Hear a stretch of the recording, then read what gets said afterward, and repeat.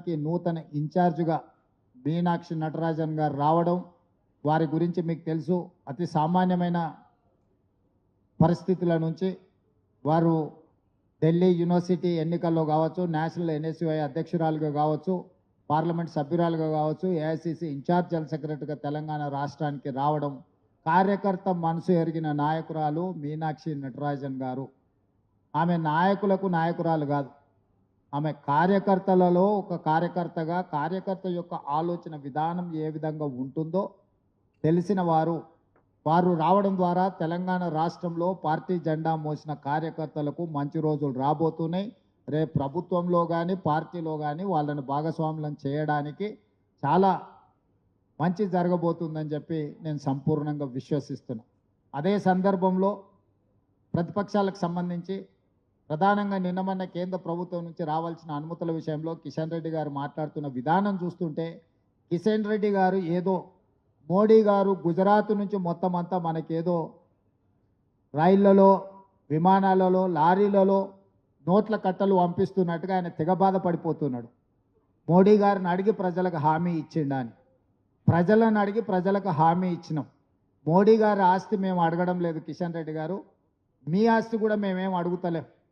మేము కేంద్ర ప్రభుత్వానికి కట్టిన పన్నులల్లా మేము ₹1 కేంద్ర ప్రభుత్వానికి పన్నులు చెల్లిస్తే మాకు 42 పైసలు మాత్రమే కేంద్రం నుంచి వెనక్కి వస్తున్నాయి. అదే బీహార్ నుంచి ₹1 కేంద్ర ప్రభుత్వానికి పన్నులు చెల్లిస్తే ₹7.06 బీహార్కి ఇస్తున్నారు. ఉత్తరప్రదేశ్కి ₹3 ఇస్తున్నారు ₹1 పన్ను చెల్లిస్తే.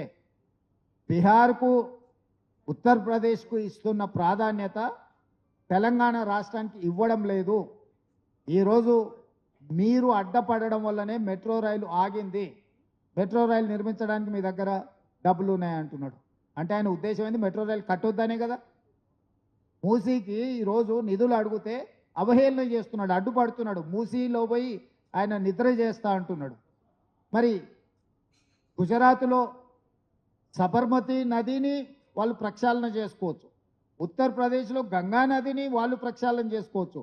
ఢిల్లీలో మొన్న జరిగిన ఎన్నికలలో యమునా నదిని ప్రక్షాళన చేస్తామని ఢిల్లీలో బీజేపీ ప్రభుత్వాన్ని ఏర్పాటు చేసింది. మరి గుజరాత్కు ఒక నీతి, ఉత్తరప్రదేశ్కు ఒక నీతి, ఢిల్లీకి ఒక నీతి, బీజేపీకి ఒక నీతి, తెలంగాణ రాష్ట్రము మూసీ నది ప్రక్షాళన చేసుకుంటామంటే మీరు సైంధవులాగా ఎందుకు అడ్డుపడుతున్నారని నేను కిషన్ రెడ్డిని అడుగుతున్నా. కిషన్ రెడ్డి 100% సైంధవ పాత్ర పోషిస్తున్నాడు. తెలంగాణ రాష్ట్రంలో తెలంగాణ ప్రభుత్వము ప్రజల సమస్యలు పరిష్కరించి మూసీని ప్రక్షాళన చేసిన, విశ్వనగరంగా మారబోయే హైదరాబాద్కు మెట్రో విస్తరించిన, రీజనల్ రింగ్ రోడ్, నేను ఈరోజు స్పష్టంగా చెప్తున్నా, నరేంద్ర మోడీ గారు Bharatiya Janata party national council మీటింగ్కు వచ్చినప్పుడు స్పష్టంగా మీకు 360 కిలోమీటర్ల రీజనల్ రింగ్ రోడ్ ఇచ్చిన అని ప్రకటించిన మాట వాస్తవం కాదా? ఈ రోజు వరకు రీజనల్ రింగ్ రోడ్డు క్యాబినెట్ ఆమోదమే పొందలేదు. నార్థన్ పార్ట్ టెండర్ పిలిచిన తేదీలు వాయిదాలు పడుకుంటూ పోతుంది. ఎందుకంటే దాని క్యాబినెట్ ఆమోదమే లేదు. కిషన్ రెడ్డి ఒక పక్కన మెట్రోకి నేనే కృషి చేసిన అంటాడు, రీజనల్ రింగ్ రోడ్కు నేనే కృషి చేసిన అంటున్నాడు. మరి నువ్వు కేంద్ర మంత్రిగా 6 సంవత్సరాలు దాటిపోయింది కిషన్ రెడ్డి గారు, ఎందుకు రీజనల్ రింగ్ రోడ్డుకు, మెట్రో రైలుకు కేంద్ర మంత్రివర్గ ఆమోదం, కేంద్ర మంత్రివర్గంలో ఎజెండాలనే పెట్టడం లేదు? ఎజెండా పెట్టొద్దని సంబంధిత శాఖ మంత్రుల మీద ఒత్తిడి తెచ్చింది ఎవరు? ఈరోజు నేనే స్వయంగా కిషన్ రెడ్డి గారిని ఢిల్లీలో కలిసి నివేదికలు ఇచ్చొచ్చిన ఈ అంశాల మీద. మా పొన్నం ప్రభాకర్ గారు పోయి హైదరాబాద్ ఇన్ఛార్జ్ మినిస్టర్గా కలిసి కిషన్ రెడ్డి గారికి చెప్పొచ్చారు. రాష్ట్రంలో ఉన్న అధికారులందరినీ కిషన్ రెడ్డి గారి దగ్గరికి పంపించి పూర్తి వివరాలు కిషన్ రెడ్డి గారికి వివరించిన, డిపిఆర్లతో పాటు డీటెయిల్ ప్రాజెక్ట్ రిపోర్ట్తో పాటు కిషన్ రెడ్డి గారికి ఇచ్చి మీరు నరేంద్ర మోడీ గారితో మాట్లాడి ఇవన్నీ మంత్రివర్గంలో పెట్టించండి అని. ఈరోజు మీరు 6 సంవత్సరాలు పైబడ్డది కేంద్ర మంత్రిగా, మీరు ఈ ప్రాంతానికి తీసుకొచ్చిన ఒక ప్రత్యేకమైన ప్రాజెక్ట్ ఏదో చెప్పండి కిషన్ రెడ్డి గారు. నోరేసుకొని మా మీద పడి మమ్మల్ని ఏదో బెదిరించినట్టుగా మాట్లాడితే ఇక్కడ బెదిరేటోళ్ళు ఎవరు లేరు కిషన్ రెడ్డి గారు. మీరు బెదిరిస్తే బెదరడానికి ఈడెవరు అంత ఉద్దరగా లేరు. నువ్వు తీసుకురా, నువ్వు మెట్రో రైలు తీసుకొస్తావా, మూసీ నది ప్రక్షాళనకు నిధులు తీసుకొస్తావా, రీజనల్ రింగ్ రోడ్డు తీసుకొస్తావా, సెమీ కండక్టర్ మన దగ్గరకు వస్తాను వాళ్ళని బెదిరించి గుజరాత్కు తీసుకెళ్ళారు. సెమీ కండక్టర్ పరిశ్రమకు సంబంధించి ఉత్తరప్రదేశ్కి ఇచ్చారు, అస్సాంకి ఇచ్చారు స్పెషల్ ఇన్సెంటివ్స్. తెలంగాణ రాష్ట్రానికి ఎందుకు ఇవ్వలేదని నేను అడుగుతున్నా. ఇవాళ ఏ విషయంలో కూడా కేంద్ర ప్రభుత్వం వైపు నుంచి మనకు అదనంగా ₹1 రాలేదు. యథాలాపంగా రావాల్సినవి మాత్రమే వచ్చినాయి. అది కూడా ₹1 పన్ను మన కేంద్ర ప్రభుత్వానికి కడితే 42 పైసలు మాత్రమే మనకు వచ్చినాయి. ఇవాళ 10 సార్లు ఢిల్లీకి వెళ్ళి ప్రధానమంత్రి నుంచి మొదలుపెట్టి ప్రతి మంత్రి దగ్గరికి మేము వెళ్ళి కలిసినాం. మేము వెళ్ళి కలిసినప్పుడు చర్చ జరగదా? ఆ మంత్రులు యథాలాపంగా మాకు చెప్పరా? అరే మీరు ఇన్నిసార్లు వచ్చి అడుగుతున్నారు, ఇన్నిసార్లు నివేదికలు ఇచ్చిపోయినావు, మీ రాష్ట్రం నుంచే ఉన్న కేంద్ర మంత్రి కిషన్ రెడ్డి గారు ఒక్కరోజు కూడా మాట్లాడట్లేదు అని అన్నాడు. నేను అడుగుతున్న కిషన్ రెడ్డిని, ఒక్క రోజైనా ఈ 6 సంవత్సరాలలో నరేంద్ర మోడీ గారి దగ్గర ప్రత్యేకమైన అపాయింట్మెంట్ తీసుకెళ్లి తెలంగాణకి ఇవి కావాలని ఏమన్నా ఇచ్చిండ్రా మీరు? ఏదన్నా మంత్రివర్గ సమావేశంలో తెలంగాణ రాష్ట్రానికి మెట్రో కావాలనో, తెలంగాణ రాష్ట్రానికి రీజనల్ రింగ్ రోడ్ కావాలనో, తెలంగాణకు మూసీ నది ప్రక్షాళన కావాలనో, సెమీ కండక్టర్కి సంబంధించిన అనుమతులు కావాలనో ఏదైనా మీరు ప్రస్తావించారా? ప్రస్తావిస్తే ఏ మీటింగ్ మినిట్స్లు ఉందో చెప్పండి, ఏ పార్లమెంట్ సమావేశాలలో మీరు మాట్లాడినో చెప్పండి. మీకు చిత్తశుద్ధి లేదు, మీది ఎంతసేపున్నా సైంధవ పాత్ర. ఈరోజు కేసీఆర్ దిగిపోయిననే బాధలో, ఆయన చీకటి మిత్రుడు అధికారం కోల్పోయిన దుఃఖంలో కిషన్ రెడ్డి గారు మాకు అడ్డం పడుతున్నాడు. కిషన్ రెడ్డి గారు మీ చిత్తశుద్ధి నిరూపించుకోవాలంటే మీరు ఈ అనుమతులు తీసుకొని హైదరాబాద్కు రావాలి. హైదరాబాద్లో వరదలు వచ్చినప్పుడు బండి సంజయ్ గారు చెప్పారు, ఆటో పోతే ఆటో ఇస్తాం, లారీ పోతే లారీ ఇస్తాం, గుండు పోతే గుండు ఇస్తాం అన్నాడు. గుండు లేదు. బైక్ పోతే బైక్ ఇస్తాం అన్నాడు. గుండు పోతే గుండు ఇస్తాం అన్నాడు. గుండు లేదు, అరగుండు లేదు, గుండు 0. ఇది మీ హామీ కాదా? ఎన్నికల్లో మీరు ఇచ్చింది కాదా? నరేంద్ర మోడీ గారు ప్రతి సంవత్సరం 2 కోట్ల ఉద్యోగాలు ఇప్పిస్తామని చెప్పి 2014 ఇచ్చిన ఎన్ని కోట్ల ఉద్యోగాలు ఇచ్చినో లెక్క చెప్పండి. నరేంద్ర మోడీ గారు 2022 లోపల ఈ దేశంలో ఉన్న ప్రతి పేదవాడికి ఇల్లు కట్టిస్తాం, ప్రధానమంత్రి ఆవాస్ యోజన అన్నాడు. తెలంగాణ రాష్ట్రానికి ఎన్ని ఇచ్చిందో లెక్క చెప్పండి కిషన్ రెడ్డి గారు. మీరు రైతుల ఆదాయం 2 చేస్తా అని మీరు ఎన్నికల మేనిఫెస్టోలో పెట్టారు. రైతు వ్యతిరేక నల్ల చట్టాలు తీసుకొచ్చి 100 మందిని బలి తీసుకున్నారు ఢిల్లీలో కిషన్ రెడ్డి గారు. అప్పుడే మర్చిపోయినరా మీరు? ఇవాళ తెలంగాణలో బీసీ కులగణన చేస్తే బీసీ కులగణనలో మైనారిటీలను చేర్చారు కాబట్టి మేము తిరస్కరిస్తాం, రద్దు చేస్తామంటారు. నేను కిషన్ రెడ్డిని సూటిగా అడుగుతున్న, పక్కలున్న ఆంధ్రప్రదేశ్ మీ ప్రభుత్వమే కదా, పక్కలున్న ఆంధ్రప్రదేశ్లో మైనారిటీ రిజర్వేషన్లు రద్దు చేయండి మీకు చేతనైతే. పక్కలున్న రాష్ట్రంలో మైనారిటీలకు బీసీ రిజర్వేషన్లు లేవా? ఇవాళ కిషన్ రెడ్డిని బండి సంజయ్ని సూటిగా సవాల్ ఇసురుతున్నా నేను. గుజరాత్లో 29 ముస్లిం ఉపకులాలు బీసీ రిజర్వేషన్లు అనుభవిస్తున్నారు నరేంద్ర మోడీ గారు సొంత రాష్ట్రంలో. బీహార్లో 26 ముస్లిం బీసీ కులాలు రిజర్వేషన్లు అనుభవిస్తున్నాయి.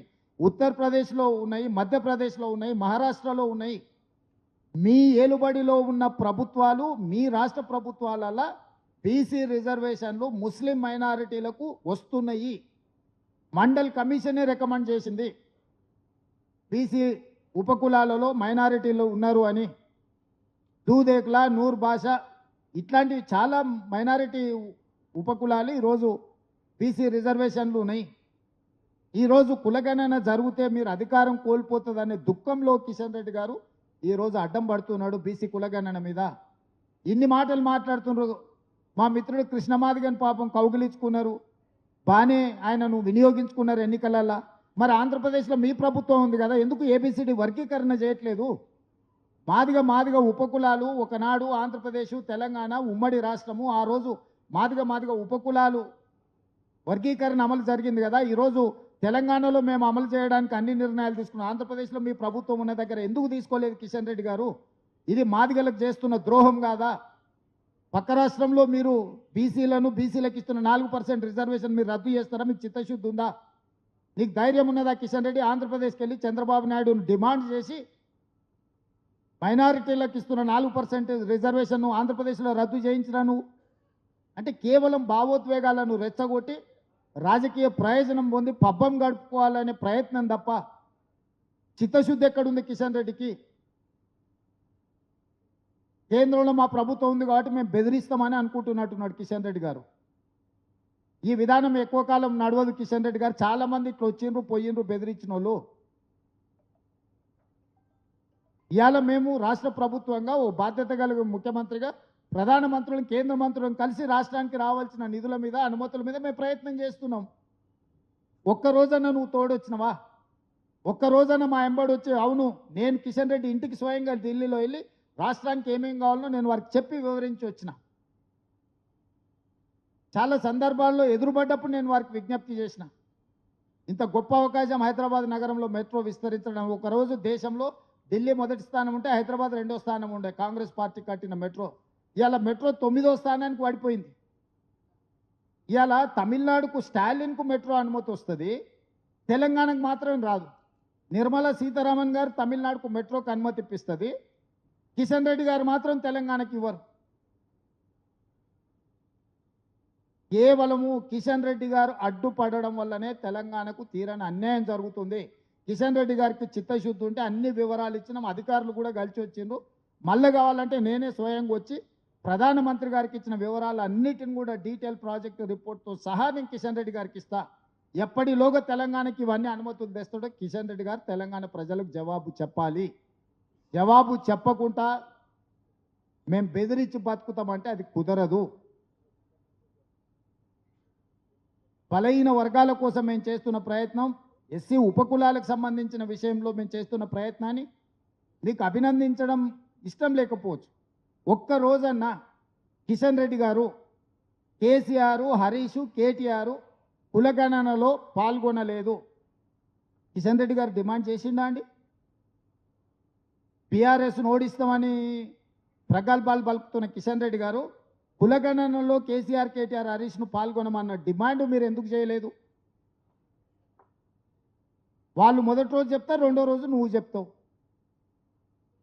మీ ఇద్దరు పిఆర్ఓలు ఒక్కరే కదా.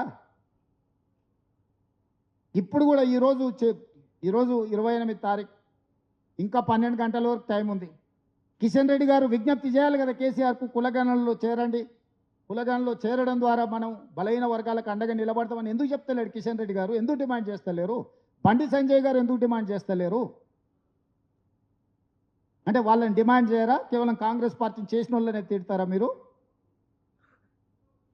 తప్పు అంటుండ్రు, ఎక్కడ తప్పు ఉందో చూపిస్తలేరు. నేను కూడా పాత్రికేయ మిత్రులను అడుగుతున్నా, తప్పు అనడం అనేది అన్నిటికంటే అలకట్ పని. ఎక్కడ తప్పు ఉందో చూపించమని అడుగుతున్నా. వాళ్ళ చేతిలో ప్రభుత్వం ఉంది కదా, కేంద్ర ప్రభుత్వం ఉంది, వ్యవస్థ ఉంది, అధికారులు ఉన్నారు. లేదేదైనా విషయం ఉంటే మేమే ఓపెన్గా సెక్రటేరియట్లో కూర్చోబెట్టి అన్ని వివరాలు మీకు చూపిస్తాం. రండి కిషన్ రెడ్డి గారు, బండి సంజయ్ గారు. చిత్తశుద్ధితో చేసిన ప్రయత్నాన్ని 100 సంవత్సరాలను జరగని ఒక గొప్ప విధానాన్ని కాంగ్రెస్ పార్టీ తీసుకొస్తే ఏదో రకంగా బీసీలకు అన్యాయం చేయాలన్న ఆలోచనతోని ఈరోజు కిషన్ రెడ్డి గారు చేస్తున్న ఎటకారపు పనులు కుదరవు. అందుకే ఈరోజు అన్ని విషయాలు కూడా ఈరోజు పార్టీ నాయకులతోని, రాష్ట్ర నాయకత్వంతో ఈరోజు ఈ సమావేశంలో చర్చించుకోవడం జరిగింది. రాబోయే రోజుల్లో గ్రామాన ఈ విషయాలన్నిటిని కూడా ప్రజలకు తెలియజెప్తాం. బీజేపీ బీఆర్ఎస్ చీకటి ఒప్పందంలో భాగంగా ఏ విధంగా ఈరోజు వాళ్ళు తెలంగాణకు అన్యాయం చేస్తుందో కూడా ప్రజలకు వివరించే కార్యాచరణను తీసుకుంటాం. తొందరలోనే గ్రామ స్థాయి నుంచి రాష్ట్ర స్థాయి వరకు పార్టీ నిర్మాణాన్ని చేపడతాం. గ్రామాధ్యక్షుల నుంచి రాష్ట్ర వర్కింగ్ ప్రెసిడెంట్ల వరకు పార్టీకి సంబంధించిన వాటి మీద చర్చ జరిగింది. పిసిసి ప్రెసిడెంట్, ఏఐసిసి ఇన్ఛార్జ్ గారు అందరి నుంచి సమాచారం తీసుకొని పార్టీ నిర్మాణంలో కూడా క్రియాశీలకంగా పార్టీ ముందుకు వెళ్తుంది. ప్రభుత్వం అమలు చేస్తున్న అభివృద్ధి సంక్షేమ పథకాలను ప్రభుత్వం ముందుకు తీసుకెళ్తుంది. కార్యకర్తలు ప్రజల దగ్గరికి తీసుకెళ్లడం జరుగుతుంది.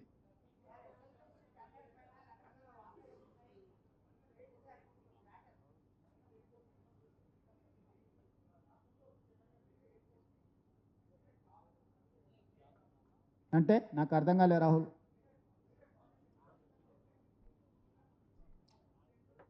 దాన్ని పూచికత్తుకి ఎందుకు చూపిస్తాం? అది నేనే పోయి పర్సనల్గా రామ్మోహన్ నాయుడుని కలిసి వరంగల్కి ఎయిర్పోర్ట్ కావాలని ప్రతిపాదన చేసిందే నేను కదా. తక్కువ పడ్డ భూమిని కూడా భూసేకరణ చేసి ఎయిర్పోర్ట్కి అప్పచెప్పిందే నేను కదా.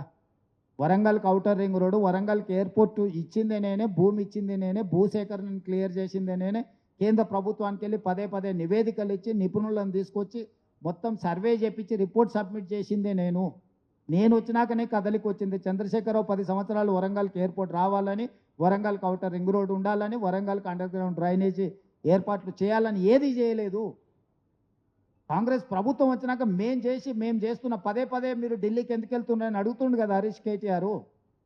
ఇందుకోసమే వెళ్తున్నాం. ఇవాళ వచ్చిన అనుమతులని మా ఇప్పుడు రైల్వే కోచ్ ఫ్యాక్టరీ వాళ్ళు సాధించారు. కాచిపేట రైల్వే కోచ్ ఫ్యాక్టరీ నేను వచ్చినాక సాధించిన. ఏడ నిద్రపోయినారు వాళ్ళు 10 ఏళ్ళు. సో నాకు బేసజాలు చెవు. ప్రధానమంత్రి అయినా కేంద్ర మంత్రులైనా కలిసి రాష్ట్ర ప్రభుత్వానికి రావాల్సినవి తెచ్చుకునేది మా బాధ్యత. మేము మా బాధ్యతను నిర్వహిస్తున్నాం. ఎన్నిసార్లు అయినా పోతాం ఢిల్లీకి. మేము ప్రత్యేక విమానాలలో దుబాయ్లు ఇతర దేశాలకు పోలేదు మేము. లేకపోతే ఢిల్లీకి వెళ్ళి మేము లిక్కర్ దందా చేయలేదు. మేము ఢిల్లీలో పోయి లిక్కర్ దందాలు చేస్తలేం. మేము ఢిల్లీకి పోయి రాష్ట్రానికి రావాల్సిన నిధుల గురించి, అనుమతుల గురించి అందరినీ కలుస్తున్నాం.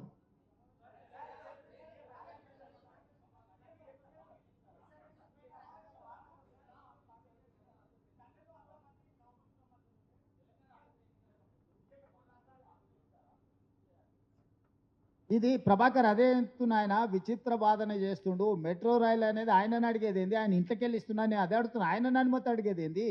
ఆయన ఓనరా ఈ దేశానికి? యజమానా ఏమన్నా? ఈ రాష్ట్రానికి రావాల్సిన హక్కు అది మెట్రో రైలు. మెట్రో రైలు క్యాబినెట్ ఆమోదం చేయాలా? అంటే మేము స్వతంత్ర రాష్ట్రంగా స్వతంత్ర దేశంగా మేము ప్రకటించుకోవాలన్నా? ఇప్పుడు మేము గెలిచినాం కాబట్టి యూనియన్ ఆఫ్ స్టేట్స్ ఈ దేశం అనేది, సార్వభౌమాధికారం అనేది రాజ్యాంగంలో ఏం రాసిలో స్పిరిట్ ఆఫ్ కాన్స్టిట్యూషన్ని చదువుకోమని కిషన్ రెడ్డి గారిని. మిమ్మల్ని అనుమతి అడిగేది ఏంది? మీరేమన్నా యజమానులా మిమ్మల్ని అనుమతి అడగడానికి? I'm not subservient to anyone, any individual. డెఫినెట్గా తీర్మానం చేసి అసెంబ్లీలో తీర్మానం చేసి తీసుకొని వెళ్తాం. కిషన్ రెడ్డి ఎట్లా ఏ విధంగా క్లియరెన్స్ తీసుకొస్తాడో చూద్దాము. వాట్స్ ఇదో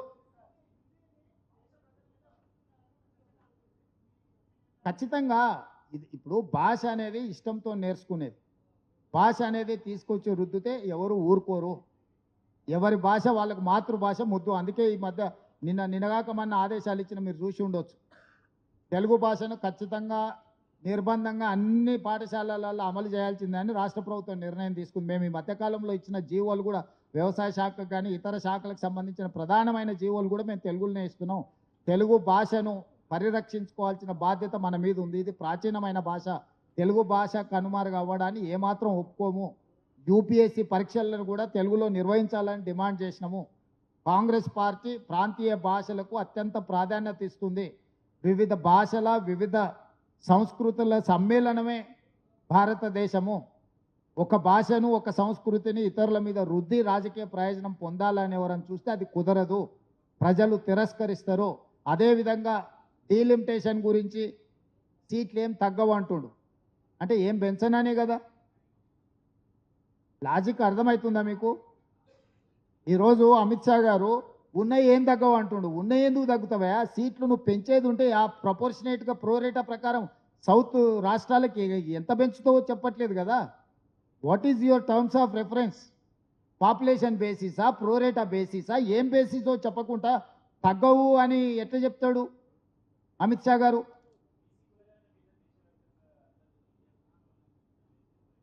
రాహుల్ గాంధీ గారు ఆల్రెడీ పార్లమెంట్లో మాట్లాడిండు, ఆల్రెడీ బీహార్లో మాట్లాడిండు. జాతీయ నాయకత్వం దీన్ని ఒక మోడల్ కింద తీసుకెళ్తుంది. అన్ని పార్టీలతో జాతీయ నాయకత్వం చర్చిస్తుంది. పకడ్బందీగా చేయడం తెలంగాణ కాంగ్రెస్ పార్టీ యొక్క బాధ్యత. ఇది పకడ్బందీగా చేస్తున్నాం, చట్ట రక్షణ కల్పిస్తున్నాం.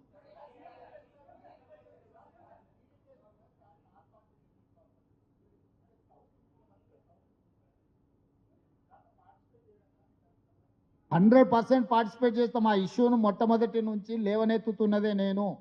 జాతీయ స్థాయిలో నేనే లేవనెత్తినా, కేరళలో మన నేనే మాట్లాడినా, దానివల్ల జరగబోయే పరిణామాలు ఏంటో కూడా నేను వివరించే ప్రయత్నం చేస్తున్నా. నియోజకవర్గాల పునర్విభజన ముసుగులో దక్షిణాది రాష్ట్రాలకు తీరని అన్యాయం చేసి ఉత్తరాది రాష్ట్రాల్లో వాళ్ళకి పెత్తనం ఉన్న రాష్ట్రాలలో ఎట్లయితే బీహార్కు ఉత్తరప్రదేశ్కు నిధులు కొల్లగొట్టుకుపోయారో సీట్లు కూడా పెంచుకొని బీమారు రాష్ట్రాలు అంటారు వాటిని. బీహార్, ఉత్తరప్రదేశ్, రాజస్థాన్, మధ్యప్రదేశ్ కాల్డ్ బీమారు రాష్ట్రాలు. బీమారు రాష్ట్రాల సీట్లన్నీ పెంచుకొని దక్షిణాది అసలు సీట్లతోని ఓట్లతోనే పని లేకుండా శాశ్వతంగా బీజేపీ అధికారంలో ఉండాలని కుట్ర చేస్తుంది. ఇది తీవ్రమైన సంక్షోభాన్ని దేశంలో సృష్టించబోతుంది. నువ్వు మొత్తం ఎన్ని సీట్లు పెంచదలుచుకున్నావు ఫస్ట్ అది నిర్ణయం జరగాలి. ఆ పెంచే సీట్లు ఏ విధి విధానాల ప్రకారం నువ్వు పంచదలుచుకున్నావో అది నిర్ధారణ జరగాలి.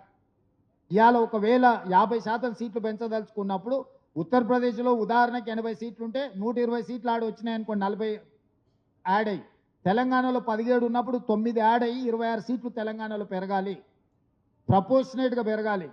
ప్రపోర్షనేట్గా పెరగనప్పుడు 1971 సెన్సెస్ తీసుకోవాలి.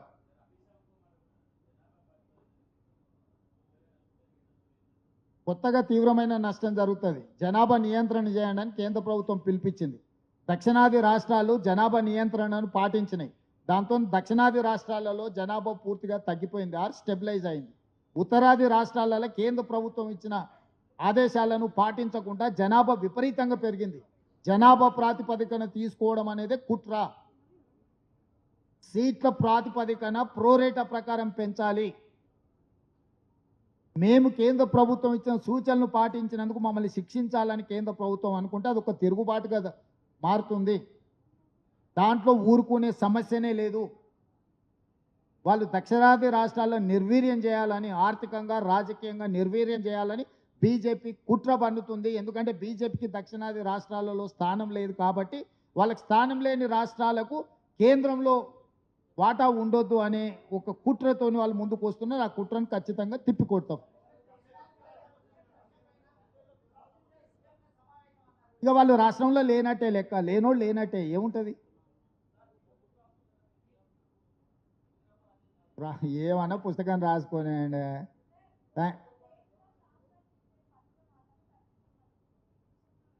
డెఫినెట్గా రాష్ట్రాలకు న్యాయం జరగాల్సిందే. ప్రధాన ప్రతిపక్ష నాయకుడిగా రాహుల్ గాంధీ గారు రాష్ట్రాలకు అన్యాయం జరిగినప్పుడు ప్రధాన ప్రతిపక్ష నాయకుడిగా రాహుల్ గాంధీ గారు లోక్సభలో గలం వెత్తుతారు. అవన్నీ ప్రభుత్వం విధానాలు బయటకు వచ్చినప్పుడు ఖచ్చితంగా వాటికి వ్యతిరేకంగా కాంగ్రెస్ కొట్లాడుతుంది. Thank you.